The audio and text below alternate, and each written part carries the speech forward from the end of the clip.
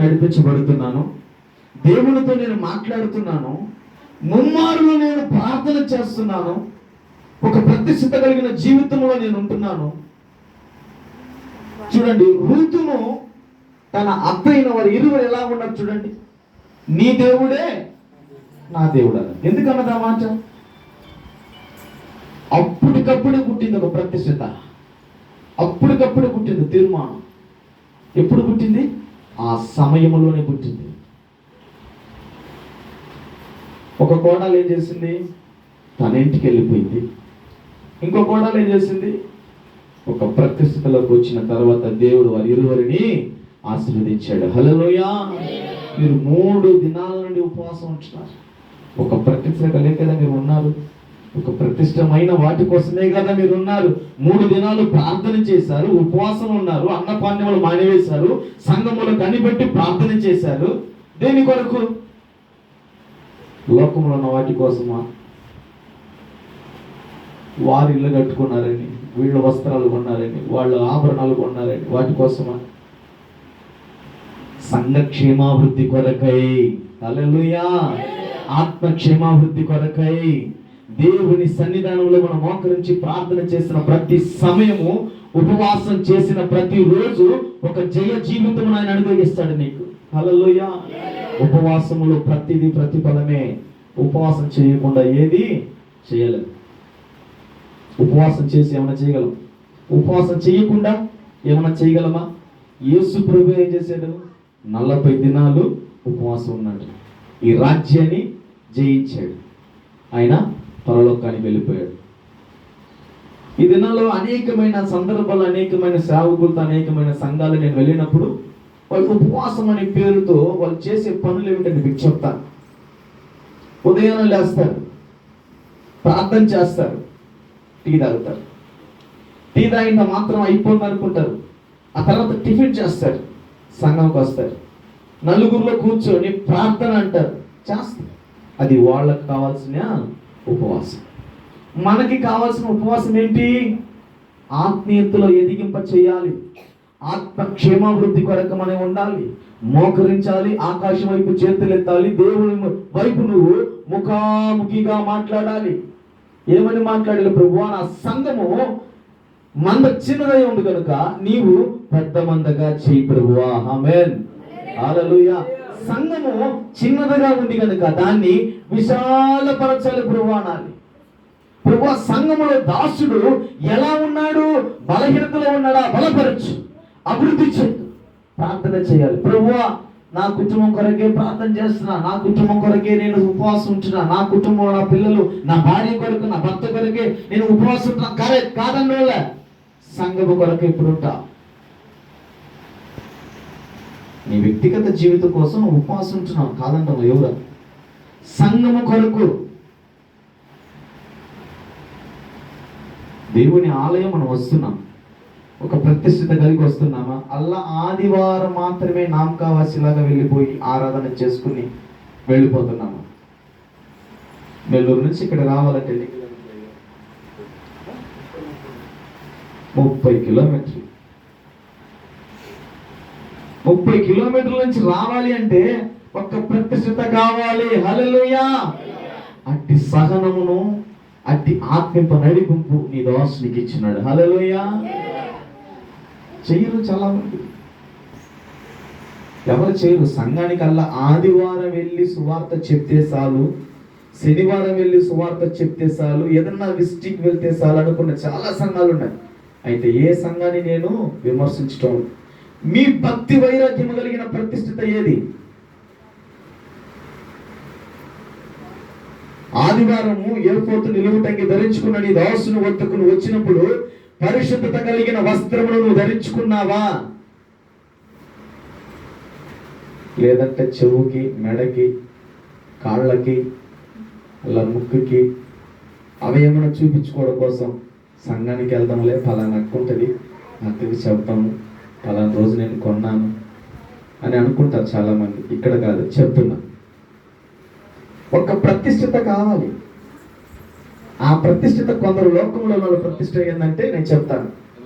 కొందరు తాగేవాళ్ళు ఎంత తాగితే సరిపోదండ్రు, ఇంత తాగితే చాలండి, ఇంకా తాగాలి. తినేవాడు ఇంత తింటే సరిపోదు, ఇంకా తినాలని అంటాడు. వాడికి ఉంటుంది అనమాట ఆ ప్రతిష్ఠిత. అయితే మన దేవునితో ఉండే ప్రతిష్ఠిత ఎలా ఉండాలి?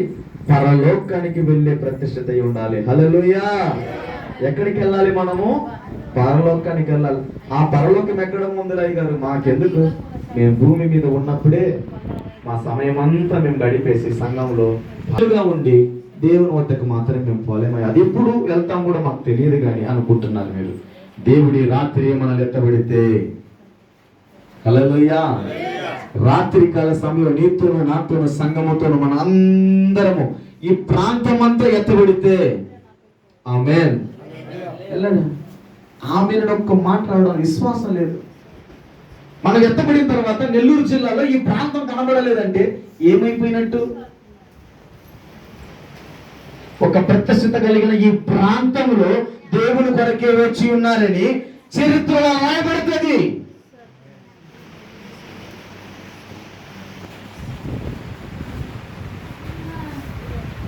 నువ్వు ఎత్తబడిన తర్వాత వాళ్ళెవరో నువ్వెవరో. దేవుడు గ్రంథం 29వ అధ్యాయం 2వ వచనం చదవండి.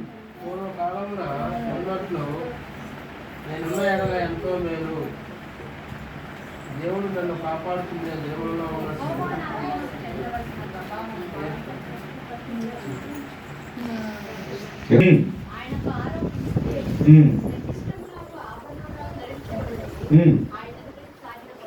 హల్లెలూయా.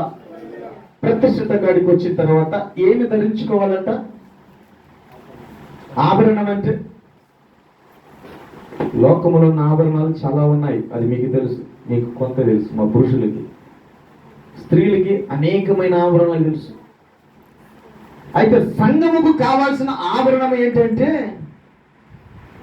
తన దాసుడు నిలబెడుతున్నటువంటి అహరోను ఎలా ఉన్నాడంటే, ఏఫోదు నిలువుటంగి ధరించుకొని మార్గమంతట్లో మా ఎదుట ఆ రొమ్ము మీద 12 గోత్రములు కలిగిన ఆ వజ్రాలను అంటే రాళ్లను ధరించుకొని నడుముకు దట్టి కట్టుకొని ఎలా ఉన్నాడంట?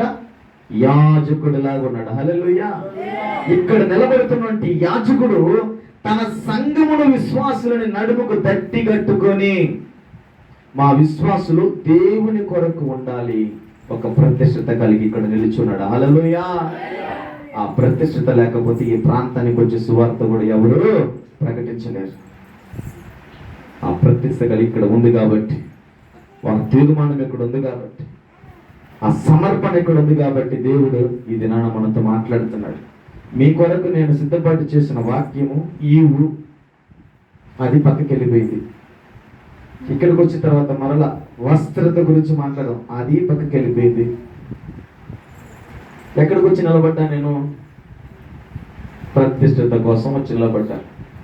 ఆ ప్రతిష్ఠిత నాకైనా ఉందా అనుకుందాం.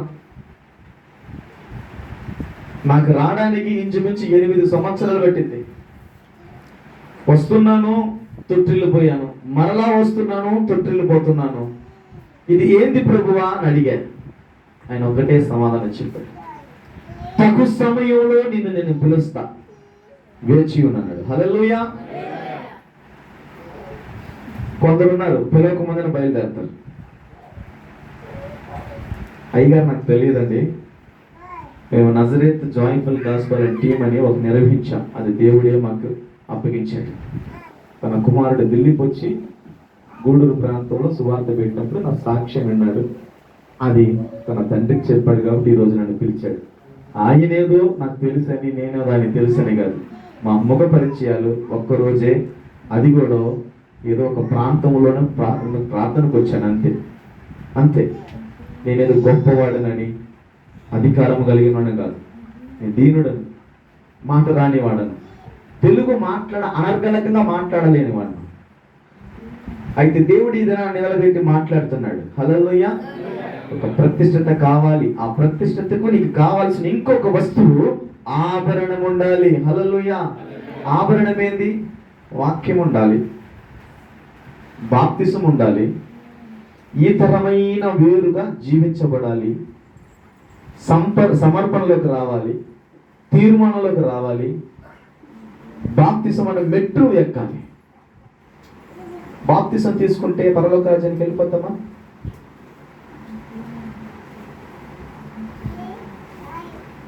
చెప్పండి. బాప్తిసం తీసుకున్న మాత్రం పరలోకానికి వెళితే లోకములలో వారందరికి ఇస్తాడు. ప్రతిష్ఠిత లేని వారు మాత్రమే, ప్రతిష్ఠిత ఉన్నవారు మాత్రమే దేవుని వద్దకు వెళ్తారు. హల్లెలూయా. ఆ ప్రతిష్ఠిత ఉండాలి. ఏముండాలి? ఆ ప్రతిష్ఠిత ఉన్న తర్వాత ఆభరణం ఉండాలి. ఆభరణం అంటే ఆయన వాక్యమై ఉండాలి, ఆయన త్రోవలో నడవాలి, ఆయనలో నువ్వు జీవించాలి, ఆయనలో నిలిచి ఉండాలి, ఆయనలో నువ్వు వేరుగా ఉండకుండా ఆయనలో సుగుణాలు ఉన్నాయి కనుక ఆ సుగుణాలు నీలో ఉండాలి. హల్లెలూయా. ఈ లోకానికి నువ్వు వేరుగా జీవించబడాలి.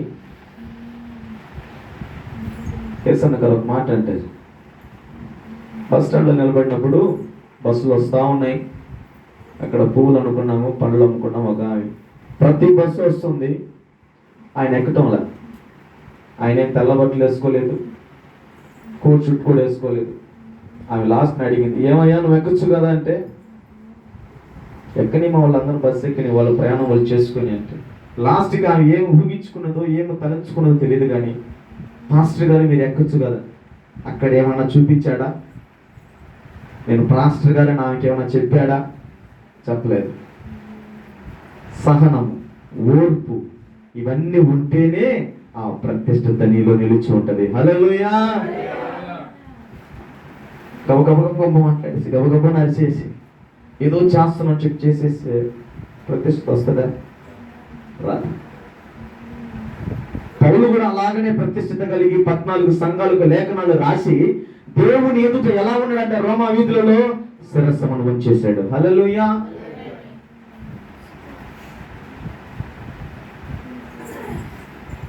మనం ఎలా ఉంటున్నాం? దేవుని వైపు ఆకాశం వైపు చేతులెత్తి ప్రార్థన చేయడానికి 2 నిమిషాలు మన మోకాళ్ళు మొద్దుబారిపోతాయి, చేతులు నొప్పులు వచ్చేస్తాయి. అయితే ఈ దినాన దేవుడు మనతో మాట్లాడుతున్నాడు, నువ్వు చేసిన ప్రతి ప్రార్థనలో, విజ్ఞాపనలో నీవు ఎవరి కొరకు చేసుకుంటున్నావు? సంఘము కొరక, సంఘములో ఉన్న సేవకుడు కొరక, నేను ఎత్తబడాలి, నాతో పాటు నా సంఘములో ఉన్న వారు కూడా ఎత్తబడాలి ప్రభువా, ఈ ప్రాంత ప్రజలు మార్చబడాలి ప్రభువా అని ప్రార్థన చేస్తున్నావా? అహరోను మోషే మాత్రం ఇరువురు సమర్పించుకున్నారు, ప్రతిష్ఠితలో ఉన్నారు. వారు ఇరువురు మాత్రం వెళ్ళి ఐగుప్తు దేశంలో ఉన్న ప్రజలు తీసుకొని వచ్చినప్పుడు ఎంతమందిని వెళ్ళారండి కానాను దేశానికి? ఇద్దరు వెళ్ళారు. ఇక్కడ ఎంతమంది ఉంటున్నాం? 20 మంది ఉన్నామా? ఈ కానాలో మనమందరం ముందుము గాక. హల్లెలూయా. ఎందుకంటున్నానంటే ఒక తీర్మానం, వర్షం వచ్చినా, తుఫాన్ వచ్చినా, కరెంటు పోయినా నేను దేవునికి సమీపముగానే ఉండాలి. హల్లెలూయా. దేవుని మాటలు నేను వినాలి, దేవుని వాక్యానికి లోబడాలి, దేవుని మందిరముకు నేను అంటగట్టిబడి ఉండాలి. హల్లెలూయా. ఆయన అన్నాడు కదా, నా తండ్రి వ్యవసాయకుడు, నేను నిజమైన ద్రాక్షావళి అన్నాడు. ఆయనలో అంటగట్టబడిన వారే ఇక్కడ ఉన్నాము. ఆయనలో దూరంగా ఉన్నవారు ఎక్కడున్నారు? లోకములో ఉన్నారు.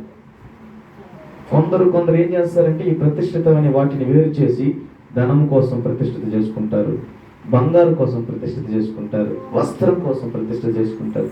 ఇవన్నీ నాకే కోపం వచ్చేది. నా గురించే మీకు చెప్తాను. 2 లాల్చీలు 2 ప్యాంట్లు ఉన్నాయి నాకు. ఎప్పుడు దాకా? 2021 దాకా. ఇప్పుడు నా వస్త్రము నేను చూసుకుంటే నాకే కోపం వచ్చేసింది. ఎందుకని? ఒక తీర్మానం లేని జీవితంలో ఉన్నానేమో ప్రభు అని ఆలోచించి, ప్రభు ఒక ప్రతిష్ఠిత కలిగిన వస్త్రమును నాకు ఇచ్చినప్పుడు నేను ఏ పోతు నిలువుటంగిని ధరించుకొని నేను అనేకమైన సంఘాలకు వెళ్ళి నేను బోధిస్తున్నప్పుడు నేను ఎలా ఉన్నానో? నీ పోలికలోనే ఉన్నానా, లేకపోతే లోకనాథుడితో యుగ సంబంధమైన వాటిని వెతుకుతూ నేను ఆభరణము ధరించుకొని నేను నిలబడి ఉన్నానేమో అని అనుకున్నప్పుడు దేవుడు ఈ తెల్లటి వస్త్రాన్ని నాకు ఇచ్చాడు. హల్లెలూయా. అవన్నీ దూరంగా పెట్టేసి. ఎందుకని? వస్త్రం అవసరమే, అయితే దేవుడు అవసరం కదా. పరిపూర్ణంగా మన పక్కనే ఆయన ఉండాలి. హల్లెలూయా. ఆ పరిశుద్ధతలో మనం నడిపించబడాలి. దేవునితో మనం సహవాసం చేయాలి. దేవునితో సహవాసం చేశాడు కాబట్టి మోషే, అహరోను, కాలేబు, యెహోషువ వీళ్ళందరూ నడిపించబడ్డారు. ఇక్కడికి వీళ్ళిద్దరు ఆగిపోయినా వాళ్ళిద్దరు మాత్రము కానానికి వెళ్ళిపోయారు. హల్లెలూయా. మనం ఎంతవరకు ఉండాలి? భూలోకంలో ఈ భూమి మీద నిలిచి ఉండటం మాత్రం సరిపోతుందా? పరలోకానికి వెళ్ళి సరిపోదా? ఈ భూమి మీద మనం ఉంటున్నాం, నిలబడ్డాం, వాక్యానికి అనుసరించాం, వాక్యానికి లోబడ్డాం. అయితే లోబడిన నీవు ప్రతిరోజు లోబడుతున్నావా?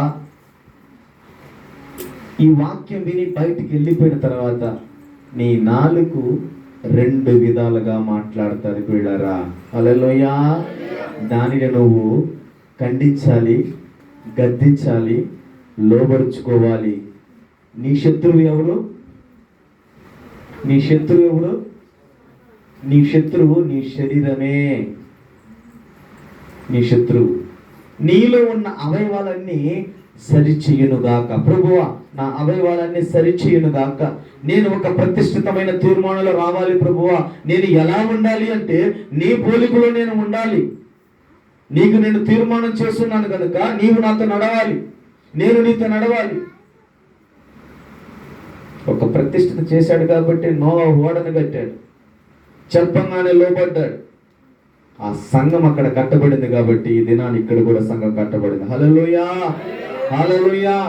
ఆ సంఘములో 8 మంది ఉన్నప్పుడు ఈ సంఘములో ఇప్పుడు 20-30 మంది ఉన్నారు.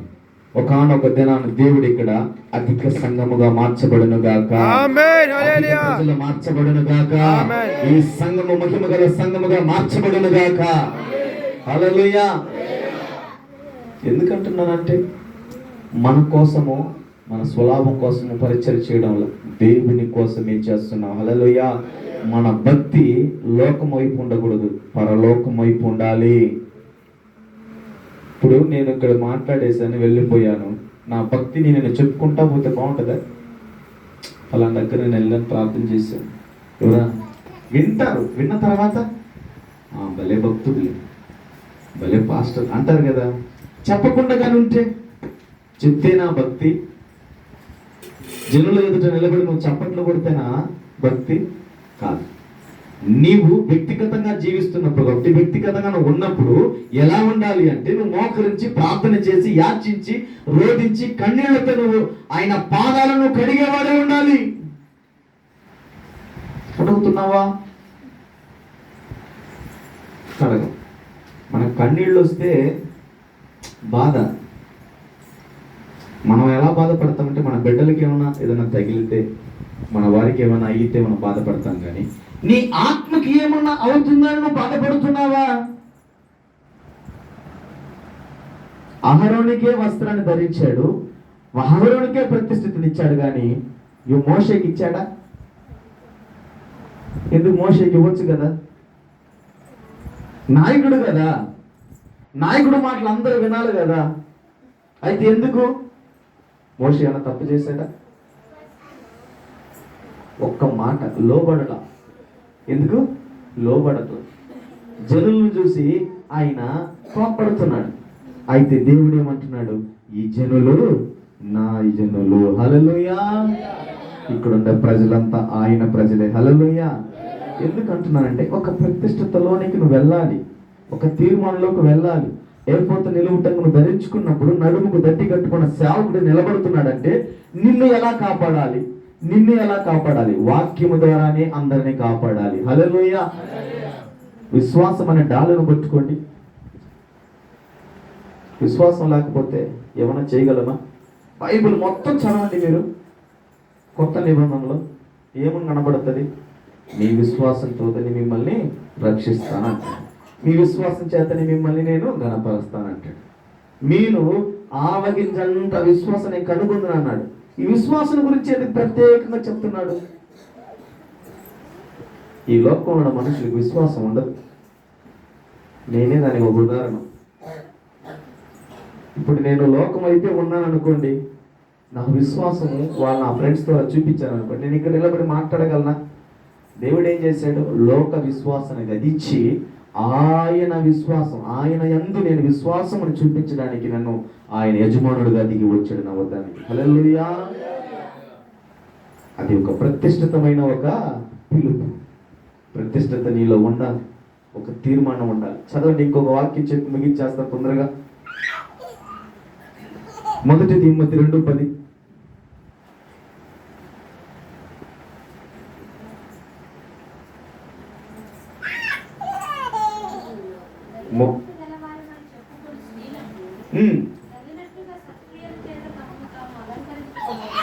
హల్లెలూయా.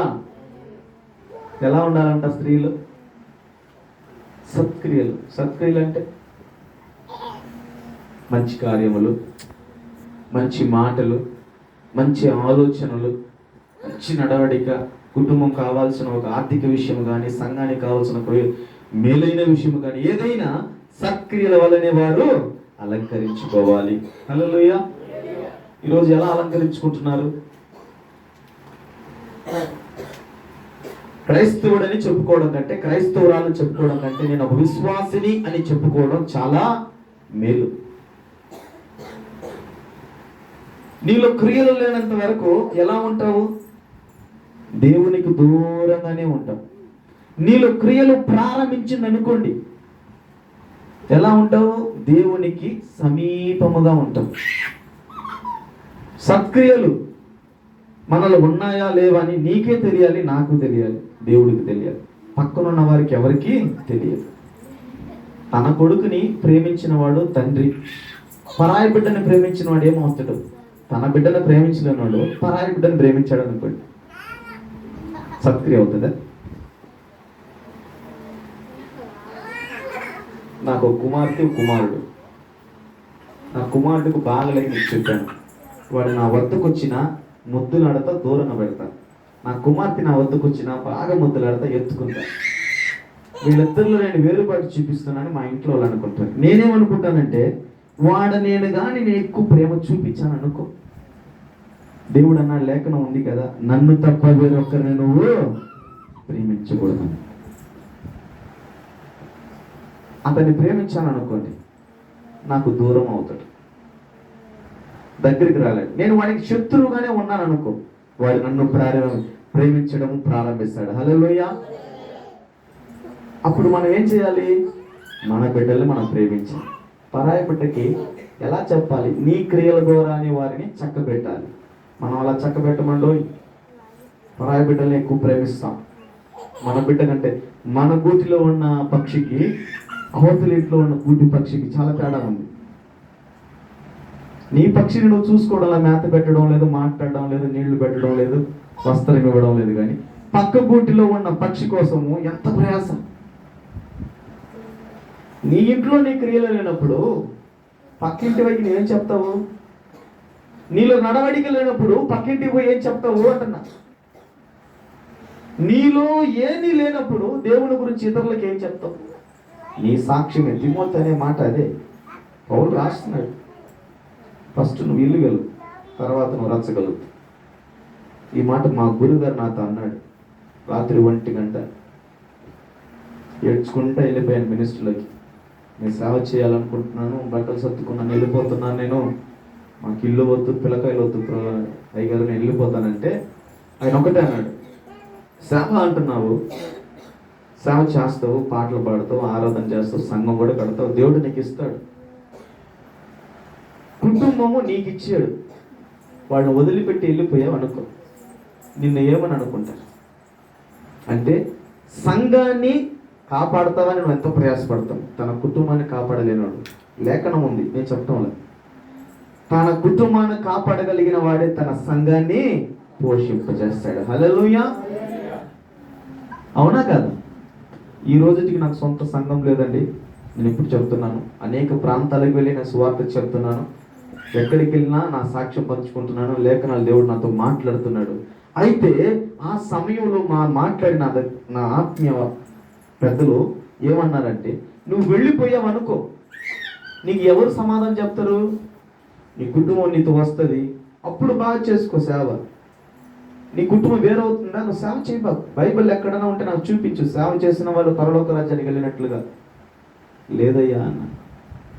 తిమోతి కూడా అలాగనే రాశాడు పౌలు, నీ సత్క్రియల వలనే నీ కుటుంబం కూడా ఉండాలి. స్త్రీలు ఎలా ఉండాలంట? సత్క్రియల వలనే ఉండాలి. ఎందుకు?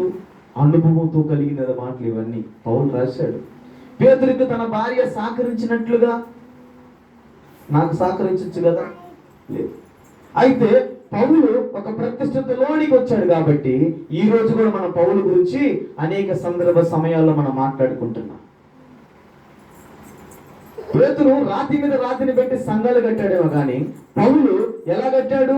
ఆత్మీయతలో కట్టబడ్డాడు, ఆత్మీయతలో ఎదిగింపచేశాడు, ఆత్మీయతలో మనల్ని వర్ధింపచేశాడు, ఆత్మీయతలో మనల్ని ఇప్పటికీ దేవుని మనతో మాట్లాడుతూనే ఉన్నాడు. హల్లెలూయా. మనము ఒక చెట్టు పెట్టామండి, మామిడి చెట్టు. అది చిగురించాలి, పువ్వు వేయాలి, పండు ఇవ్వాలి, కాయ రావాలి. ఎంత కష్టపడతాం. పౌలు కూడా అలాగని అన్ని ప్రాంతాలకి వెళ్ళి 14 మందిరాలకి 14 లేఖనాలు రాశాడు. 3 ప్రయాణాలు చేశాడు. 30 కిలోమీటర్లకి రోజు వచ్చి పోతరు ఉండు అనే నీ సేవకుడు ఇక్కడ నువ్వు ఎప్పుడు మార్చబడతా? ఎప్పుడు నువ్వు నూతనంగా మార్చబడతావు? సంఘం అంటే ఏమనుకుంటున్నారు? సంతలు దొరికే వస్తువులు అనుకున్నారా? సంఘం అంటే పరిశుద్ధత కలిగిన ఆలయము. హల్లెలూయా. పరిశుద్ధతగానే ఉండాలి. అక్కడ ఉన్నంత వరకు నువ్వు ఎలాగైనా ఉండు. ఇక్కడికి వచ్చిన తర్వాత వాటిని విడిచిపెట్టి వేరుగా జీవించబడాలి. హల్లెలూయా. అది ప్రతిష్టత. ఆ ప్రతిష్టత నీలో ఉన్నప్పుడే దేవుడు నీతో మాట్లాడతాడు. హల్లెలూయా. చివరికి ఒక మాట చెప్తా చూడండి. ప్రకటన గ్రంథం 2:21-2 చూడండి.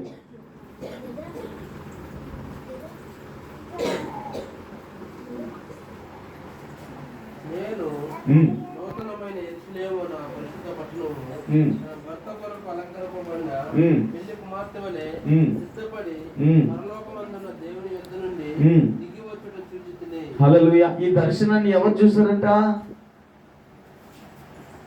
ఎవరు చూశారంట? యాకోబు చూశాడు. ఎక్కడ చూశాడు? పద్మాసు దీపంలో చూశాడు. దేని కొరకు చూశాడు? తన వరుడు నేను చూచుట, రావడం చూచుట చూశాను అన్నాడు. ఆయన వచ్చేదే చూశాడు. మనం సిద్ధపాటు కలిగి ఉన్నామా? సిద్ధపాటు కలిగి ఉన్న వాళ్ళు మాత్రం చేతులు ఎత్తండి. నేను తమాషకు చెప్పడంలా, సిద్ధపాటు కలిగి ఉన్నవారు మాత్రమే చేతులు ఎత్తండి.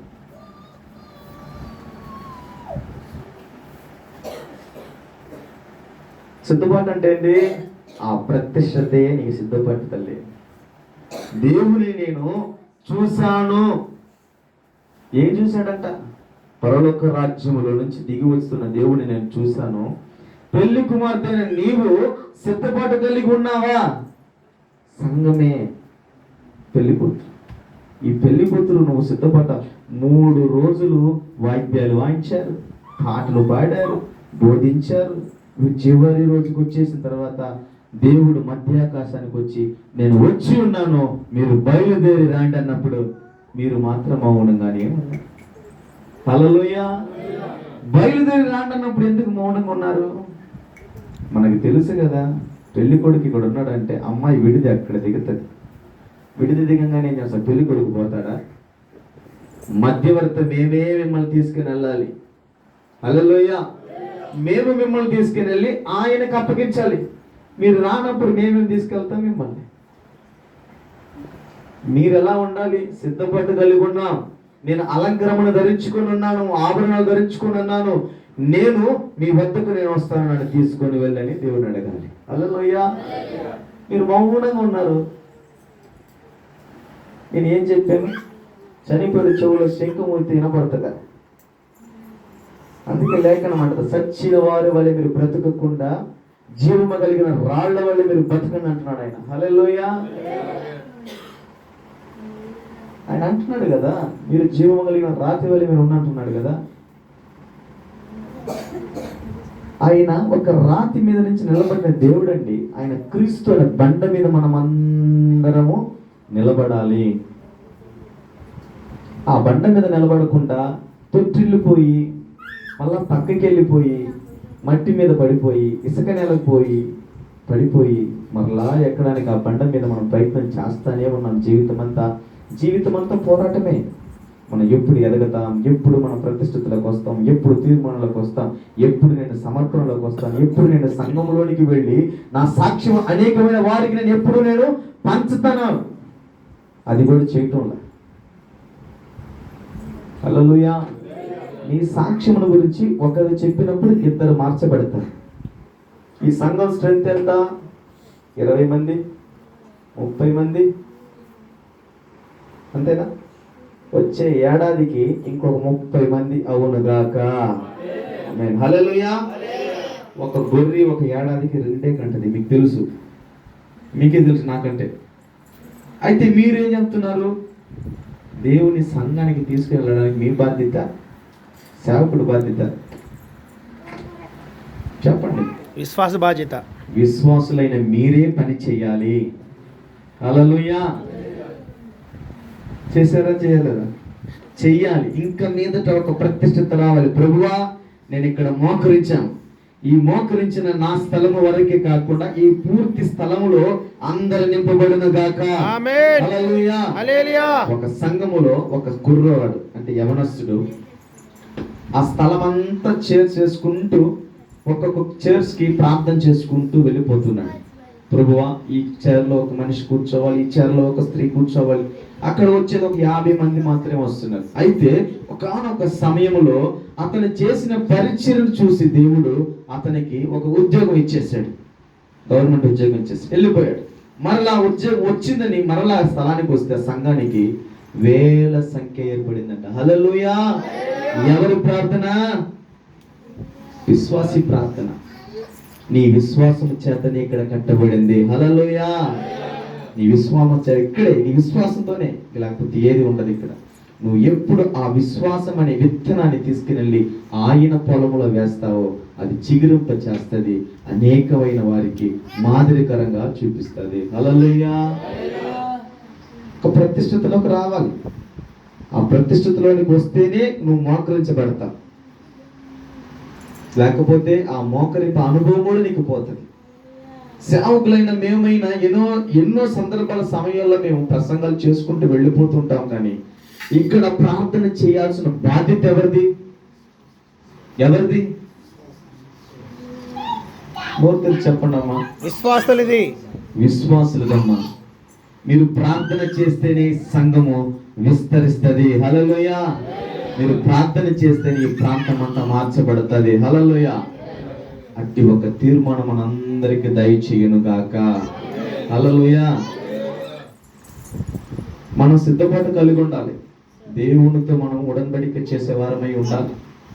మోషే తన సహోదరుడైనటువంటి అహరోను ఎలా ఉన్నారు? వస్త్రాన్ని ధరించుకున్నారు, దేవుళ్ళు ఉన్నారు, దేవుళ్ళు తీర్మానం చేసుకున్నారు. ఆ ప్రాంత ప్రజల కొరకు ఐగుప్తులో ఉన్న ప్రజలని తీసుకొని వచ్చి దేవుడికి అప్పగించారు. అయితే ఆ ప్రజలు మాత్రము వినలేదు.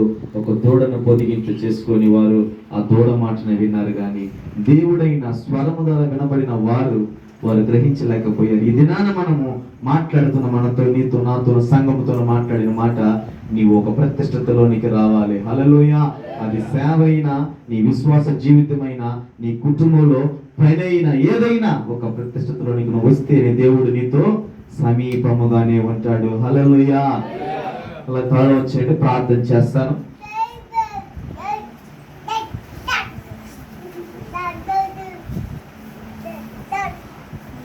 ప్రభువా, ఇంతవరకు మాతో నువ్వు మాట్లాడి ప్రతిష్ఠతలోనికి రమ్మన్నా. నీలోని ఆ వేరును వాక్యం అనే వాటితో నరకబడును గాక. ప్రభువా, ఇంతవరకు నేను బిడ్డలందరూ విన్నారయ్యా. ఈ ప్రాంత ప్రజలు కూడా విన్నారయ్యా. ఈ ప్రాంతానికి కావలసిన వర్తమానం మీరు ఇచ్చారు. ఈ ప్రతిష్ఠతలోనికి నీ రాష్ట్రుడైన 30 కిలోమీటర్ల నుంచి వచ్చి అనుదినము ఈ ప్రాంత ప్రజల కొరకు నైనా ప్రభువా ఒక తీర్మానము కలిగి ప్రార్థన చేస్తున్నట్టు నైనా ఒక జయ జీవితం మీరు అనుగ్రహించినందుకు నీకు స్తోత్రములు తండ్రి. ప్రభువా, మీరు కట్టండి, కుటుంబాలను కట్టండి. ఇక్కడున్న ప్రతి ఒక్క బిడ్డలు మీరు ముట్టి స్వస్థపరచండి ప్రభువా. అయినా నీ బిడ్డలనైనా ప్రభా ఏర్పరచుకున్నారు. 3 దినాల నుండి ప్రభా ఉపవాస ప్రార్థనలో ఉంటున్నారు. ఉపవాస ప్రార్థన చేసిన ప్రభా జయ జీవితం వారు అనుగ్రహించినందుకు నీకు స్తోత్రములు తండ్రి. వారు దేని నిమిత్తమైన ఉపవాసం ఉంటున్నారు, దేని కొరకునైనా ఉపవాసం ఉన్నారో ప్రభువా, ఆరోగ్యము కొరక వారికి ఆరోగ్యము దయచి, అయినా ఐశ్వర్యం కొరక వారికి ఐశ్వర్యము దయచి, ఆత్మీయతలో ఉన్నారా వారి ఆత్మీయంలో ప్రభా ఎదిగింపచే ప్రభా నీకు స్తోత్రములు తండ్రి. మీరు మాత్రం తప్ప ఎవరు చేయలేరయ్యా. ఈ లోకములో మీరు మాత్రం ప్రతి కార్యము జరిగించండి ప్రభా. మీ సన్నిధానమును మాకు తోడుగా ఉంచండి. ఈ మందిరమునైనా ప్రభా మీ కాపుదల దయచేయండి. నీ వస్త్రమును దిగివచ్చును గాక, నీ ఆత్మ దిగివచ్చును గాక, నీ మహిమ నింపుదువు గాక, నీ మహిమ గల సంఘంలో మేమందరం చేర్చబడుతుము గాక. నీ దాసునికి నాయన ప్రభువా ఇంకను అనేకమైన ప్రాంతంలో సంఘము కట్టుబడుతును గాక. కనుపూరు ప్రాంతంలో కట్టుబడిన ప్రభు సంఘమునైనా ఆ ప్రాంతం అంతా మార్చబడును గాక. ప్రభువా నీకు స్తోత్రములు తండ్రి. ఈ వాక్యమునైనా ప్రభు విన్న మేము మా హృదయంలో పదిలపరచుకొని మా హృదయమైన పలకల మీద రాయడానికి కృపణ ఇచ్చామని ప్రార్థన చేస్తూ మమ్మల్ని ప్రభు మీ చేతులకు అప్పగించుకుంటూ ప్రకటన గ్రంథంలో మాటల విధానం బట్టి ప్రభువా పెళ్లి కుమారుడుగా నీ దిగి వస్తుండగా పెళ్లి కుమార్తె వల్ల మేమందరం సిద్ధపాటు కలిగిన ఆయన మౌనముగా ఉండకుండా నాయన ప్రభా బుద్ధిమంతి కన్నికల వల్ల మేము నాయన ప్రభా నీ రాజ్యంలోనికి ప్రవేశించుదుము గాక. మీరు మమ్మల్ని తీసుకుని వెళుతున్నప్పుడు నాయన 7 సంవత్సరముల విందులో మేమందరం ముందుము గాక. ప్రభా మీరే అధ్యక్షత నుంచి వినామని మహిమ తెచ్చుకోండి. యేసు నామములో అడుగుచున్నాము తండ్రి, ఆమేన్. హల్లెలూయా. ఆయన స్వరమిని ఆయన మాట వినేవారిని ఆయన మాట చెప్పినప్పుడు ఎవరైతే వణుకుతారో వారిని దేవుడు ఆశీర్వదిస్తారని ఈ రాత్రి కూడా మనం విన్నాం. తన దాసుని మరుగు చేసి ఒక ప్రతిష్టమైన మనస్సు కలిగిన వారు, ఎటు చూస్తే అటు వెళ్ళేవారేమో కాక, ఎటు పిలిస్తే అట పరిగెత్తే వాళ్ళము కాకుండా, ఎవరు పిలిస్తే అట పరిగెత్తే వాళ్ళము కాకుండా, దేవుని కొరకు ఒక ప్రతిష్టత కలిగిన వారిపై ఉన్నావా లేదా ఒకసారి ఈ రాత్రి పరిశీలన చేసుకోవాలి. ప్రతిష్టత లేకపోతే నీవు కనపరచబడవు అనేది ఈరోజు విన్నాం. ప్రతిష్టత ఎంత ప్రాముఖ్యమంటే దేవుని ఆశీర్వాదము నీ మీదకి రాకుండా, ప్రతిష్టత లేకపోతే దేవుని ఆశీర్వాదము నీ మీదకి రాదు. ఆయనలో నువ్వు ఉండాలంటే, నీలో ఆయన ఉండాలంటే ఒక ప్రతిష్టత. నా దేవుడు, లోకములో ఎవరు నాకు దేవుడు లేరు, లోకములో ఎవరు నాకు దేవతలు లేరు, ఆయనే నజరేయుడైన యేసు. ఆమేన్. ఆయన నేను ప్రకటిస్తున్న యేసు, ఆయన ఈ లోక పాపము నిమిత్తమై శాపము నిమిత్తమై ధరించిన యేసు. ఎప్పుడైతే నువ్వు ఆభరణమును ధరించుకుంటావో, వాక్యమును ధరించుకుంటావో, బాప్తిసమును ధరించుకుంటావో, మారు మనసు అనేది ధరించుకుంటావో, ఒక ప్రతిష్ఠితమైనదిగా ఉండాలి నీ యొక్క బాప్తిసం. అందరూ తీసుకుంటారు, ఏదో ఇస్తున్నారని, ఏదో ఆ సంఘానికి పోతే భీమా పప్పులో ఏదో చీరలో ఏదో ఇస్తామని ఏదో బాప్తిసం తీసుకుంటారు. అది ప్రతిష్ఠిత కాదని, అది లోక సంబంధమైన ప్రతిష్ఠిత. పర సంబంధమైన ప్రతిష్ఠతలో నువ్వు నిలబడాలంటే దేవుని వాక్యం అని ఆభరణము ధరించుకోవాలి. మూడవదిగా విన్నాం కదా, ఆయన వెతకాల చిత్తపాటు కలిగిన వారైనా. యాకోబు ఎలా చూచాడో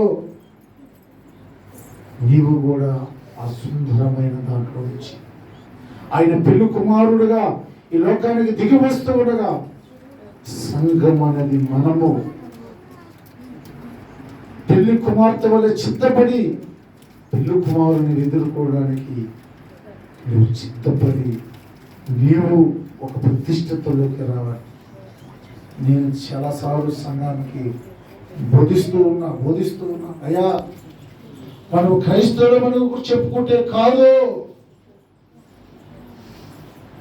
లేదా నేను కానుకలు ఇస్తున్నానని చెప్తే కుదరదు.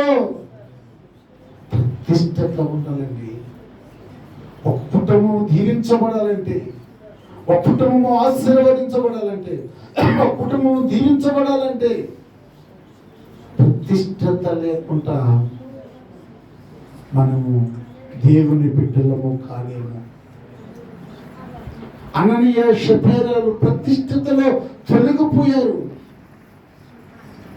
అననీయ షపేరాలు దేవుని మాటను ధిక్కరించారు.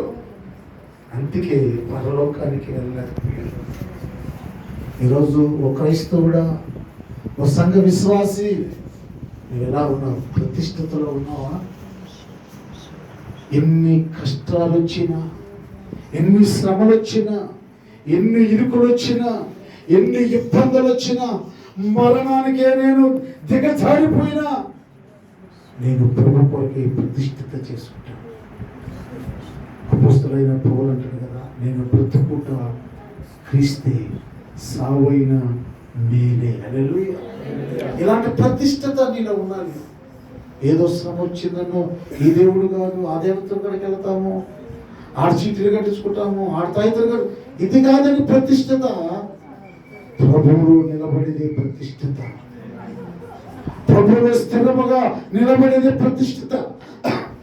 ఈరోజు సంఘానికి ఈ 3 దినాలు చక్కగా బోధిస్తూ వచ్చాడు.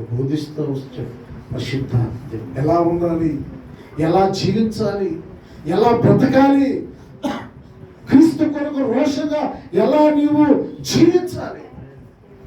సహోదరి సహోదరుడా, అలాగా లేకపోతే నువ్వే దాన్ని కూడా పొందుకోలేవు, నువ్వే దాన్ని కూడా ప్రయోజకుడు కాదు. ఈరోజు నేను మా కుటుంబము ప్రతిష్టతలో నిలబడ్డామండి.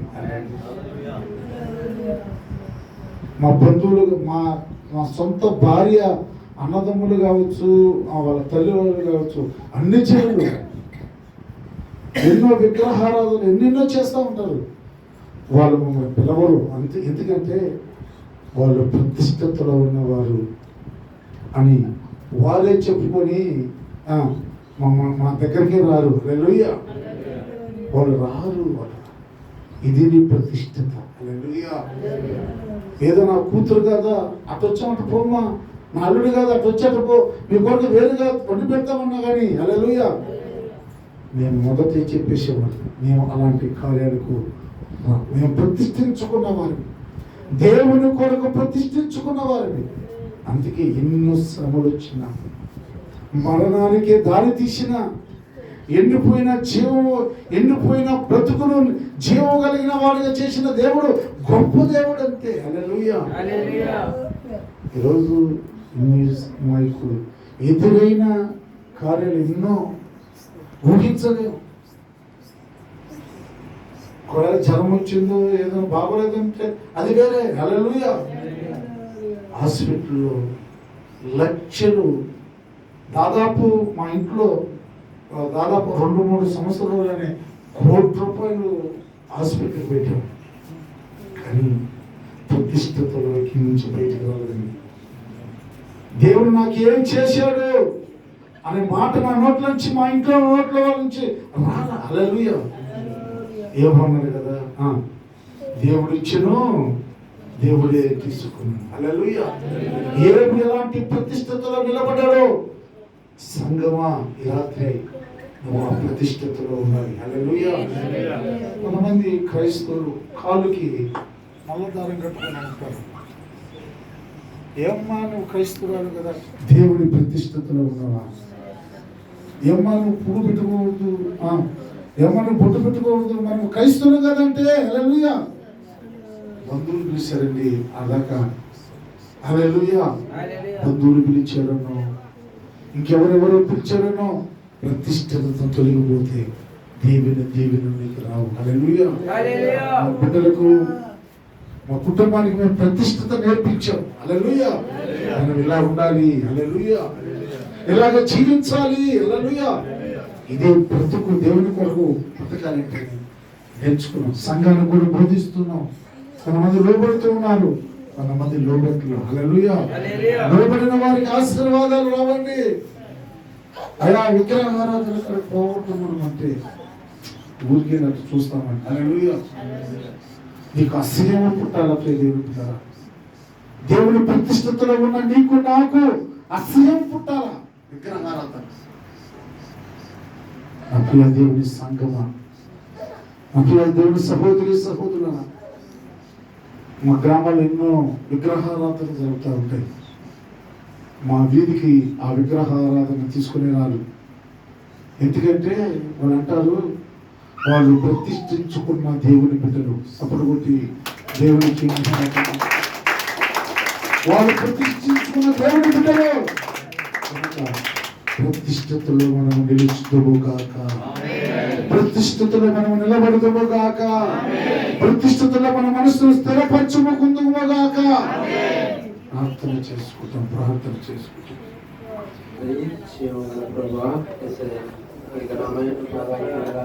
స్తోత్రాలు ప్రభా. ఇంతవరకు ప్రభా ఎంతో విలువైన మాటలు, ఎవరు వినలేని మాటలు విన్నాం ప్రభా. ఆ యొక్క మాటలు వృధాగా పోనివ్వకుండా ప్రభా నాయన మా యొక్క హృదయాల్లో భద్రపరచుకొని ప్రభా ఆ యొక్క వాక్యానుసారంగా మా జీవితాలు కట్టుబడులాగా చేయమని సహాయం చేయమని ప్రభా నాయన. ఇప్పుడే విన్నాం ప్రభా, ప్రతి ఒక్కరి జీవితంలో ఒక ప్రతిష్టత కలిగి జీవించాలని మేము ఇస్తున్నాం ప్రభా. అవును ప్రభా, ఇంకా ఈ మందిరంలో ఎవరైతే అలా జీవించలేకుండా ఉన్నారో, ఒక ప్రతిష్టత కలిగి జీవించలేకపోతూ ఉన్నారు ప్రభా నాయన, అలాగ చేయకుండా ప్రభా మీ లేఖనాల్లో సెలవిచ్చినట్లు ప్రభా మీ సన్నిధిలో ప్రభా ప్రతిష్ఠితములకు ఆభరణములు ధరించుకొని ఆయన ఎదుట సాగిలపడునని మీ లేఖనాలు సెలవిస్తున్నాయి ప్రభా. ఆ ప్రతిష్ఠత అనగా మీ యొక్క వాక్యమనే ఆభరణములు ప్రభా మేమందరము ధరించుకునేందుకు ప్రభా తగిన శక్తిని బలాన్ని దయచేయమని బతిమాలుకుంటున్నాం ప్రభా నాయన. ఇప్పుడే ప్రకటన గ్రంథంలో వింటూ ఉన్నాం ప్రభా, సిద్ధపాటును కలిగి ఉండాలని, పెళ్లి కుమారుడు రాబోతూ ఉన్నాడని మీ లేఖనాలు సెలవిస్తున్నాయి ప్రభా. అవును ప్రభా, మేము కూడా నాయన ప్రతి ఒక్కరూ ప్రభా నాయన మీరు ఆఖర సమయంలో ఈ సన్నిధిలో చేరి ప్రార్థిస్తున్న ప్రతి ఒక్కరూ లేవనెత్తేందుకు నాయన సిద్ధపాటు హృదయాన్ని కలిగి జీవించేందుకు నేను సహాయం చేయమని బతిమాలుకుంటున్నాం ప్రభా. ఒక దావీదు రాజు ఏ విధంగా ఆశను కలిగి ఉంటాడో ప్రభా మీ సన్నిధికి రావాలని ప్రభా, ఏదో కేవలం ఆదివారం క్రైస్తవులుగా మాత్రమే కాకుండా, నామకార్థ క్రైస్తవులమే కాకుండా ప్రభా ఆయన మీ సన్నిధి కొరకు ప్రభా ఆశ కలిగి జీవించే బిడ్డలుగా అయినా మమ్మల్ని చేయమని ప్రభా బతిమాలుకుంటున్నాం ప్రభా. ఈ యొక్క పరిచర్యని ఇంకా నూరంతలుగా ఆశీర్వదించమని ఈ యొక్క కోరికని మీ చేతులకు అప్పచెప్పుకుంటూ సమస్త మహిమ ఘనత ప్రభావం యుగంలో చెల్లించుకుంటూ మా కుమారుడు నజరేయుడైన యేసుక్రీస్తు పరిశుద్ధ నామములో అడిగి వేడుకుంటున్నాను పరమ తండ్రి.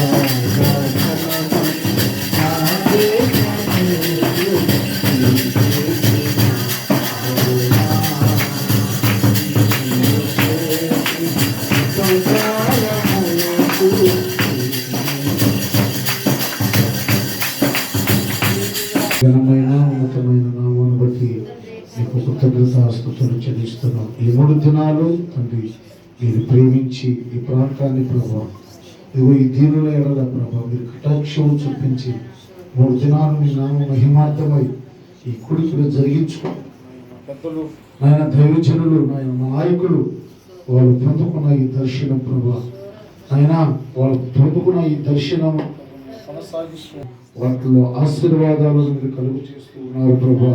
ఎందుకంటే ప్రభా ఆయన దీవెనలు పొందుకుంటూ ఉన్నాం ప్రభా.